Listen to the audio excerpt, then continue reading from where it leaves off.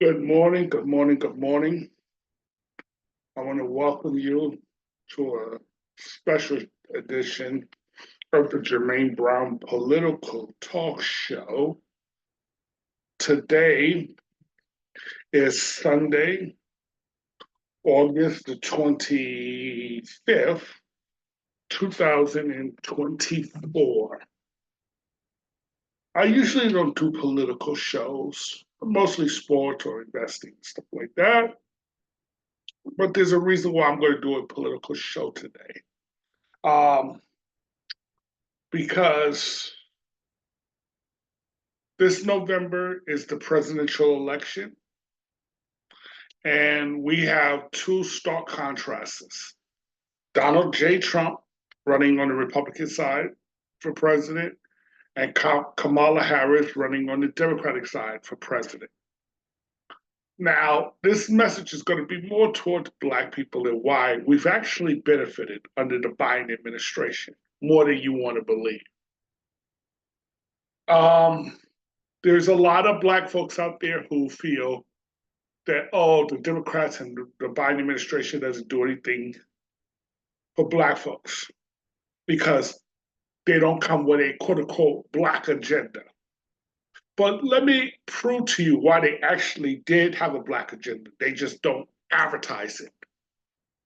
But before I do that, see, a lot of Blacks want to hold the 94 crime bill against Joe Biden because Biden technically wrote the 94 crime bill. Not understanding that a lot of black people wanted that crime bill. Why do I say that? Because crime was rampant in the late 80s or early 90s, particularly in the Black community, with the crack epidemic and a lot of violence and stuff like that. And so people wants to live in safe neighborhoods, like my dad and my aunts and stuff like that. And so they wanted their Congress people to do something. And so what happened was the CBC, the Congressional Black Caucus, went and they helped draft up legislation, which was approved by the Congressional Black Caucus to have that crime bill. Now, see, everybody wants to blame Biden for the bill. It wasn't Biden's idea to come up with the bill. It was the Congressional Caucus idea to come up with a bill. Now, yes, that bill was very heavy-handed, but now I'm speaking as Jermaine. I'm glad it was heavy-handed, and I'm gonna tell you why. Just because, and they're gonna say, well, they put the white folks the government flooded the community with drugs and guns and stuff like that, and that is true. But they couldn't flood the community if the people didn't want it. Meaning, just because they put drugs in your community and guns in your community doesn't mean you have to sell it and use it. You do know that, right? I did not sell or use guns and drugs in my community. And I grew up in the community. I didn't do it. And I know plenty of countless others who didn't do it. Now, I do know those who did, and a lot of them got locked up. But they deserve to get locked up. I'm sorry, I hate to say it that way, but it's the truth. Don't blame the crime bill. Blame the people who sold the drugs and committed violence in the community. Because that's parasiting on the community. You're destroying the community with guns and with violence and with drugs. Yeah, you can blame the government for putting it there, and they do take culpability in that, but they wouldn't have put it there unless there was a demand for it. See, if the people wasn't using the guns and the drugs, then they can't put it in your community. They wouldn't have done it. But that's not what this ran. But so a lot of Blacks is holding that against the Biden administration. Okay? And now you hear a lot of people say, well, they don't have a Black agenda. What they're really telling you is they're not talking about reparations. That's what they're really saying without coming out and saying it. Just being a man and just saying it. They're not coming out with reparations. Okay? And it's sad, but it's the truth. And you're not going to get it the way you're looking to get it because what they want is reparations only for those who were descendants of those who came out of the killing fields of the South. And that's not the way this is going to work. I hate to tell you that, but it's the truth. And then they're going to go and take a statement that Kamala Harris made a few years ago out of context, where Kamala Harris was quoted as saying, when the interviewer asked her, it was a Black woman who asked her about what she's going to do for the Black community. And they just go and use a little snippet saying, oh, I'm not going to do anything just specifically for the Black community, not realizing that purposely, and see, people do things for agendas, for political reasons, for evil reasons. They did not take the whole statement into context or the whole interview into context. Because if you watch the entire interview, Kamala Harris was telling you that if you come, and what she was trying to say was this: if we say this is for the Black,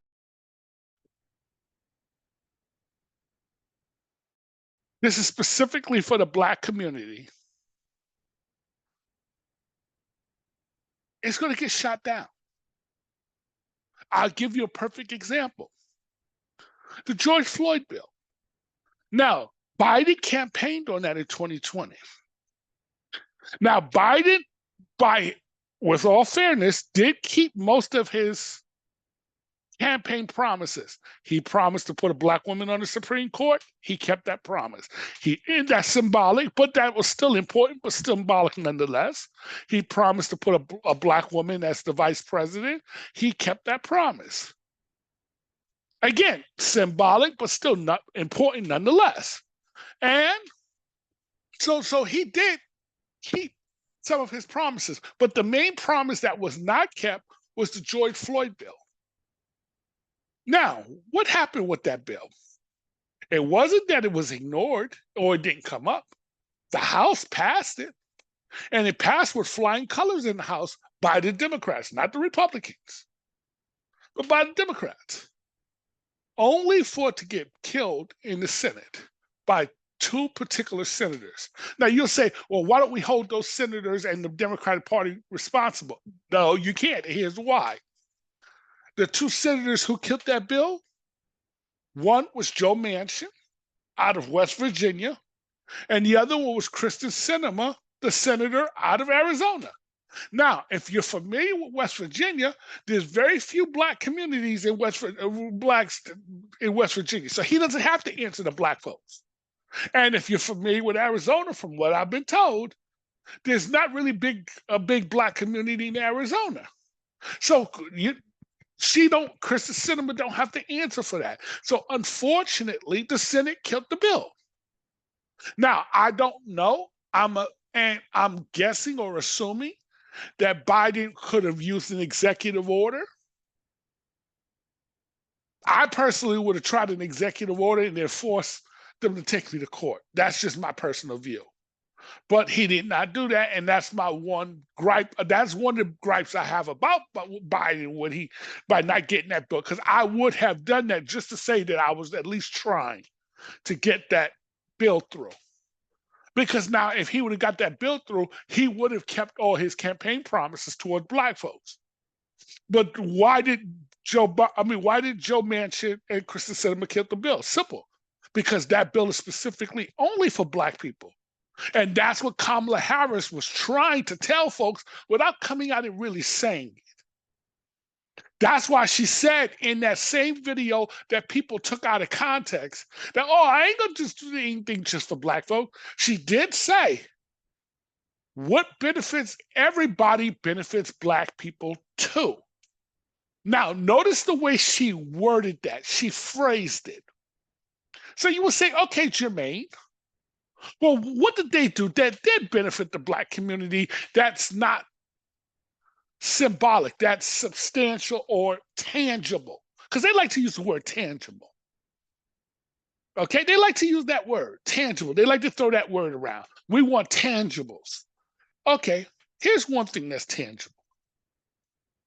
You see this? Now, this drug is called Entresto.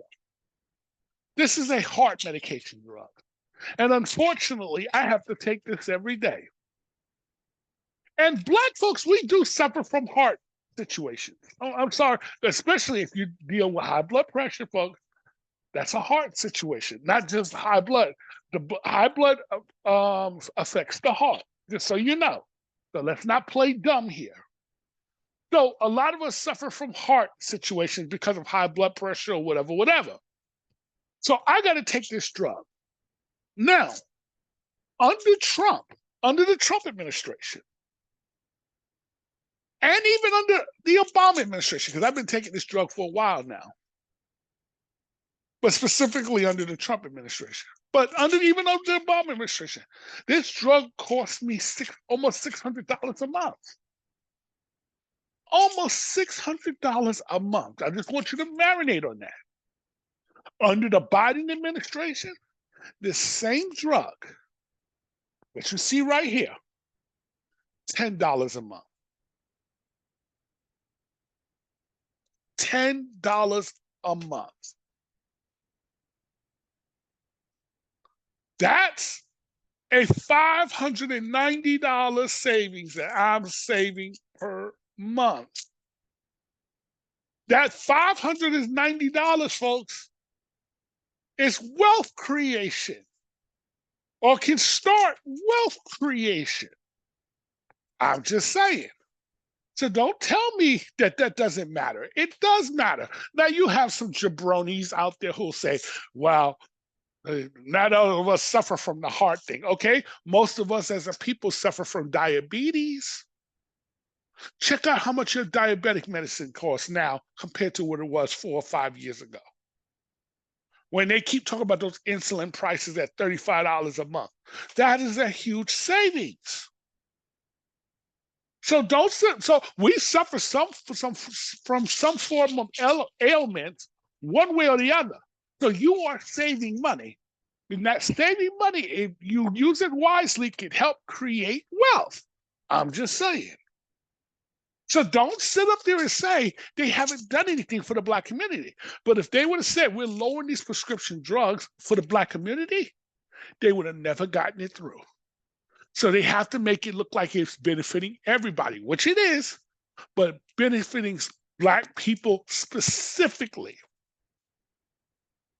Then you'll say, okay, well, besides medication, what else?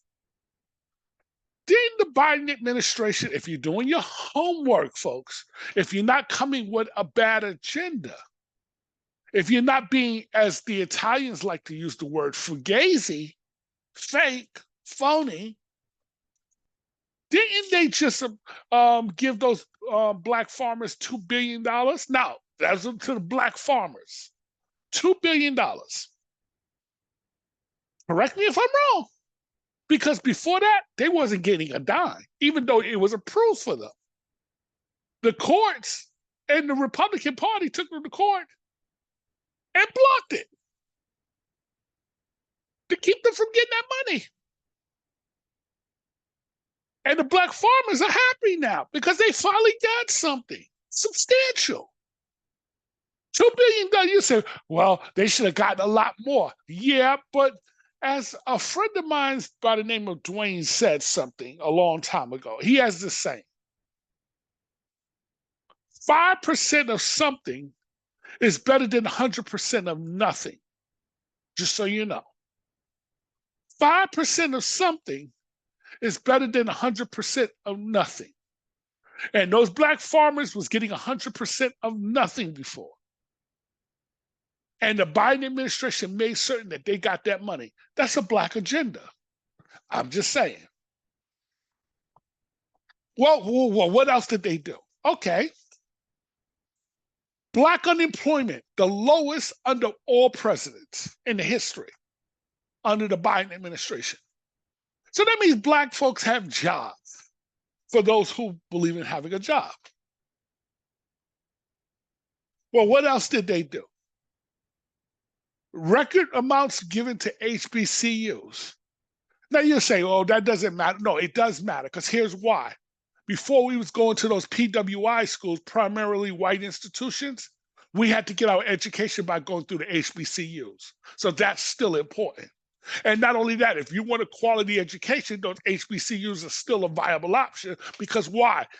Rather than spending $200,000 to go to Harvard for your medical degree, you can go to HBCU to get your medical degree. I'm just saying, which is at a fraction of the cost. I'm just saying, these things matter. So these are tangible stuff. Well, what else? They reduced the child poverty rate. Black children poverty rate. They reduced that. He also reduced the racial wealth gap. How many presidents can claim that they've reduced the racial wealth gap? This is all found on the whitehouse.gov, folks, which is a legitimate site if you just go bother to look this stuff up. And I'm going to put the link in the description. This is done under the Biden-Harris administration, just so you know. So so if you paid attention to what Harris actually said, she's telling you she's helping the Black community by making it look and really making certain that everybody benefits, so this way they can get the bill through Congress. Because why don't we have universal health coverage? Every other industrialized country has it. Why don't we have it? Simple. To make certain that it doesn't benefit Black people. That's why. But a lot of those other nations that are mostly white, practically all white, not mostly white, practically all white, they have it. Sweden, Denmark, all those countries, they have it. I'm just saying.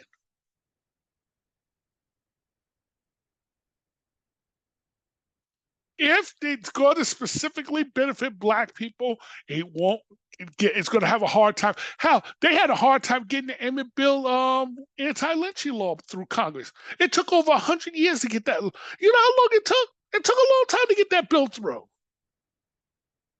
To just finally get that law through. And they still fought against it.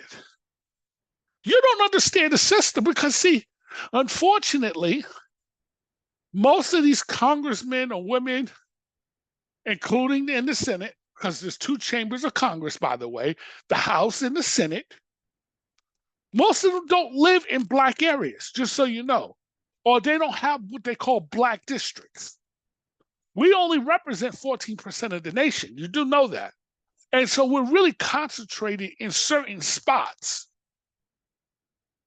certain areas. It's not like we're all over the country and we're the majority. We're not. We're the minority, and a severe minority, 14%. And unfortunately, we are very much hated. So therefore, they're not going to do something that's going to specifically benefit the Black community. It's going to have a hard time getting through Congress. I'm going to just let you know that right now. And even if it gets through, the Republicans will block it by going to the courts and blocking it. And who are most of these justices on the court on the federal level, as well as the Supreme Court? Republicans. This is why elections matter, folks. Because when you put a person like when Trump, he put a lot of those Federalist societies on the federal level as well as on the Supreme Court. Okay? Matter of fact, Breonna Taylor, the lady that was killed in Louisiana, not Louisiana, my apology, in Louisville, Kentucky. Now, the officer who shot her, the federal judge just let him, just took away his sentence, saying, well, it was really the husband's or the boyfriend's fault that she got shot. Now, who appointed that judge? Oh, Ronald Reagan. See why elections matter, folks? You see why elections matter? I'm just saying. I'm just saying. And there's other things that the Biden administration has done to benefit Black people. And like I said, I'm going to put the link into the description. Then Kamala Harris just gave a campaign speech not too long ago where she's talking about giving $25,000 to a new home buyer program. Now, let me talk about that real quick. And that will help, but will it benefit Black people? See, you're going to say, well, that doesn't benefit, that going to migrants, that's going to this, that group, that going to that group. Folks, you know what's one of our biggest problems? And we like to think individually, isolationalist, like the FBA, Foundational Black Americans, or the ADOS, American Descendants of Slaves. They feel that, oh, only Black people, Black people should get the reparations, which they should. They're right, but only people who come from America. So if you don't come from America, and particularly the killing fields of the South, if you're not a descendant from the killing fields of the South, you don't deserve reparations. Now that's that individualistic thinking. It's what I'm talking about, why you'll never get it that way. You got to do it as a group thinking, which means anybody of African origin should be all included in this. Why do I say it that way? I want to thank, and I've had some good mentors in my life, people like Dwayne, Rob, Lou, and others, including my dad, my uncle. I have, some uncles who are good mentors as well. And I remember something Lou taught me a long time ago, that if you want to get wealthy, you got to stop thinking individually and thinking group effort. What did he mean by that? See, here's the thing. And he's another minority, by the way. He's not, he's a minority. When he first started to try to buy a property, he was experienced racism. The banks would not loan him the money to buy a property. They came with whatever excuse to keep him from buying a property. So what did he do? He used one of his friends, Stan, who's of the majority, and I'll leave it at that, who's white, but he's of the majority. He used one of his friends to help go buy the property. And then after, the property closed, he came in on the deal. So that's how he became a property owner. And that's how now he's able to buy so many properties, and he got wealthy. The house that I'm living in right now, if I thought individually, I would never be living in this house right now. What do you mean, Jermaine? I'm going to tell you a little story. Back in 2012, sorry, not 2022, 2012, 2013, I knew somebody who was looking to sell a property, a 3-family property in Bed-Stuy, New York. Now, the person was asking for $850,000 to buy this property. At the time, I was working down in Wall Street area as a security guard, making $10.25 an hour. So you could tell right there, I don't even have the income, the salary to buy an $850,000 property. You do know that. Okay. I had a low credit score, and I didn't even have the savings. So I didn't have anything. I couldn't buy an $850,000 property, but I knew the person personally who was selling the property. So my mentor, Lou, said, Jermaine, buy the property. So I was hesitating. I was like, You know what? Let someone else buy it. He said, Jermaine, buy the property. So after a while, like Lou was kind of getting on my nerves. So I was like, you know what, Lou? How can I afford this property? I make $10.25 an hour. I don't have the credit score to buy the property, and I certainly don't have the savings to buy an $850,000 property. So how am I going to buy the property? He said, you know what, Jermaine? You're right. My apologies. I forgot. So we spoke a little bit more and we hung up the phone. The next day, and I'm not going to go into what happened as far as why I changed my mind, but the person pissed me off. One of the tenants in the building pissed me off. And so I called up Lou and said, okay, Lou, I'm going to buy the property. He said, Jermaine, how are you going to buy the property? You're making $10.25 an hour, like you said. You got a low credit score, and you don't have the savings. So how you going to buy a $150,000 property? Be real. I says, yeah, I can't personally do it, but I know all the people who can. He says, now you're thinking. Now you're using the education that I taught you.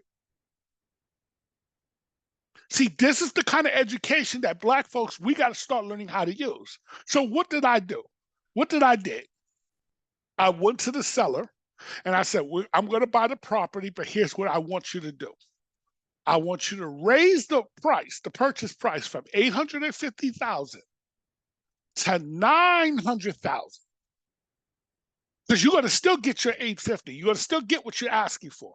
But I want to raise the purchase price to $900,000. You say, Jermaine, well, why would you do that? Simple, so I can get in on the deal. So I says, that $50,000 extra, I want you to put that money back to me. So I'm basically going to get a $50,000 check. And now I'm going to use that money to get me an equity stake into that $850,000 property. That's called creative financing or creative deal, order the deal. So what happened was the seller agreed because he was still going to get his $850,000. They would have still get their $850. So it didn't affect the seller any. So at the closing, the seller signed the name of the check, handed me a check of $50,000.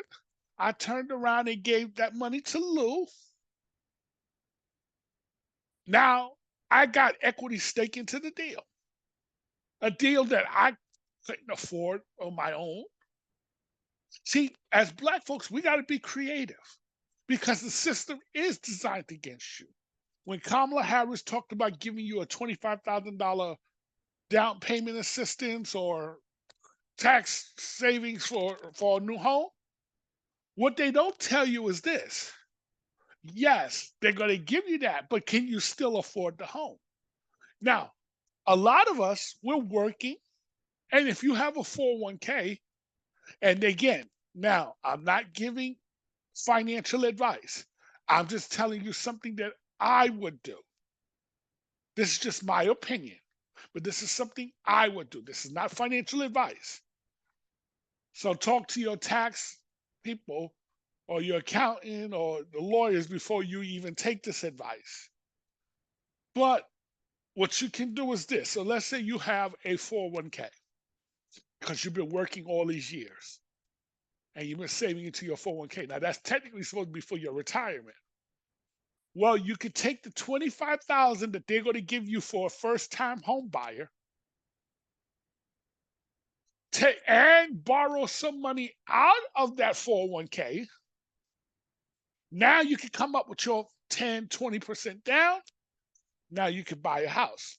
Then you say, well, Jermaine, I got to pay back I got to pay interest on that 401k. Well, first of all, because if you're borrowing from your 401k, yes, you're going to have to pay it back with interest. But do you know you're paying that interest back to yourself? That interest really goes back to you. Look it up. I'm just saying. But that's another way of getting into a home to help you create wealth. I'm just saying. Because that $25,000 alone, it's depending on what area you live in, won't be enough for you to really get into a home. It's just to assist you into getting into a home. Let's just keep it real. Because into a lot of your cities, like New York, $25,000 is not going to be enough to get as a down payment, just so you know. I'm pretty certain that's the same way in a lot of parts of Atlanta, well, where you have high concentration of black folks. Philadelphia, and a lot of areas. Yeah, $25,000 helps, but it's not going to be enough unless you're living in the country, like say South Carolina, Louisiana, one of those states. Then yeah, you might be able to get enough just for that. But I'm just letting you know, you got to be creative. We got to stop thinking individually and start thinking as a group because it's hard to get rich from as an individual thinker. Here's a perfect example, and I'm going to also put this article in the link because I read this article some years ago. There's this black woman who graduated from Harvard University, by the way, one of the most prestigious universities, if not only in the country, in the world. A lot of our presidents come from Harvard or came out of Harvard. Came out of Harvard. That's the better way of saying it. So that tells you how prestigious that university is. She's making about 90,000 a year in New York City. Now in New York, 90,000 a year is good money, not great money, not bad money. Because you need to make about that much just to make a decent living. Not to live great, but just to make a decent living, you need to make about 90 to 100 grand a year. It used to be 50 grand, but that done now moved up. Okay?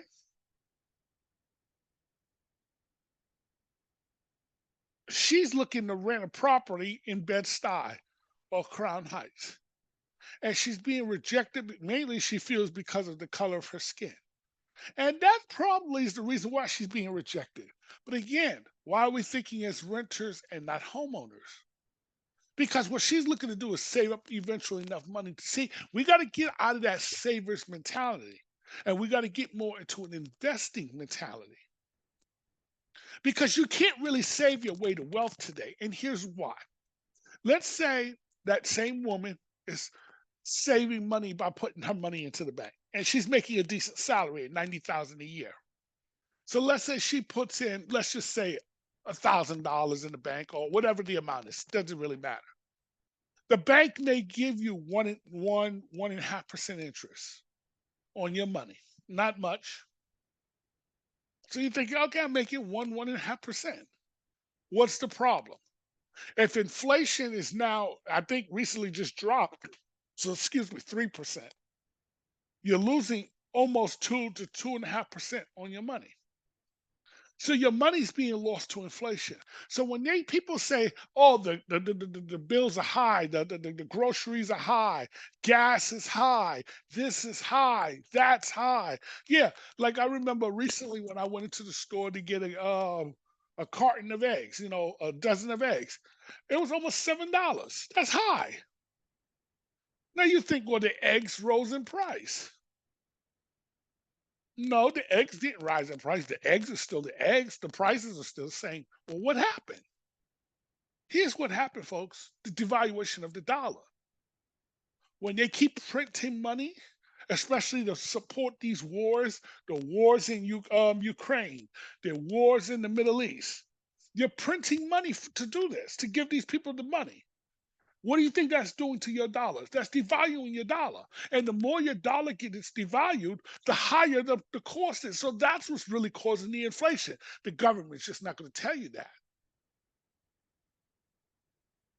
They're going to tell you, oh, it's because of price gouging and this and that. They'll come up with all the reasons, but they're not going to really tell you the reason that the value of your dollar has been devalued. So it costs more to buy the same. Your dollar buys less than what it did, say, a few years ago. That's just the reality. That's why prices are so high. So, and what measures the cost of inflation? CPI, Consumer Price Index. So think of it, and Lou helped explain it this way. Think of going into Costco's, BJ's, Sam's, or whatever, and you got a shopping cart. You're putting a lot of goods in, cars, groceries, this, that, and that day, all these different items, okay? And you go to the register and they ring it up. And 1 month it's $1. I mean $100.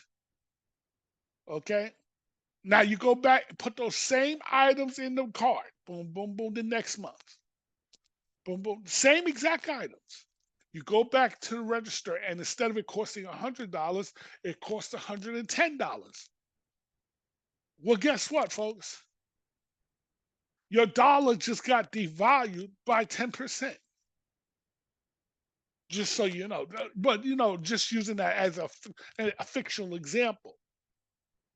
So the point that I'm getting is, if black folks, if you want to create more, you got to be into ownership of homes, buying rental properties, being in the stock market.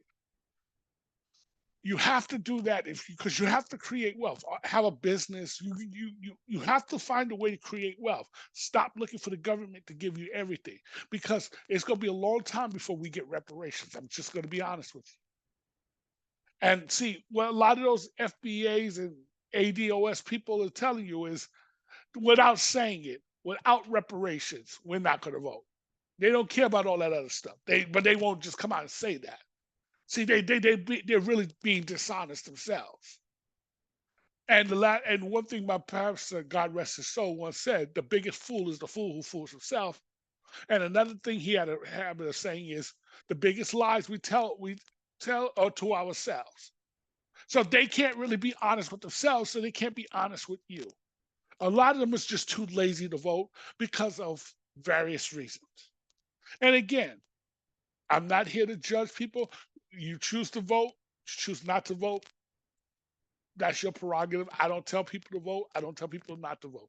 I'm just giving you the information, and it is your job to determine if it's useful for you or not.